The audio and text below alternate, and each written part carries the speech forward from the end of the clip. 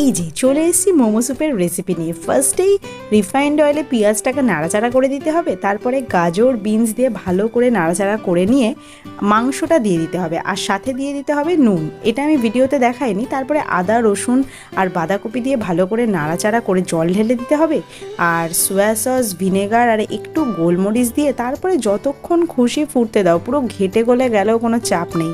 আর একদম লাস্টে পেঁয়াজ শাক দিতে হবে, বেশ গন্ধ হয় কিন্তু। আর এই সসের জন্য টমেটো, শুকনো লঙ্কা, রসুনটা ভালো করে পুড়িয়ে নিয়ে পেস্ট করে নিতে হবে। কড়াইতে সাদা তেল দিয়ে শুকনো লঙ্কা গুঁড়ো আর এই যে পেস্টটা ঢেলে নুন, চিনি আর সোয়া সস আর ভিনেগার দিয়ে ভালো করে নাড়িয়ে নিলেই রেডি মোমোর সস। ঝাল ঝাল খেতে কিন্তু দুর্দান্ত হয়েছিল।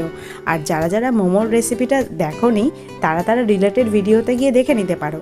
আর তোমরা চ্যানেলটা সাবস্ক্রাইব করছো না তো please do like, share and subscribe my চ্যানেলটা।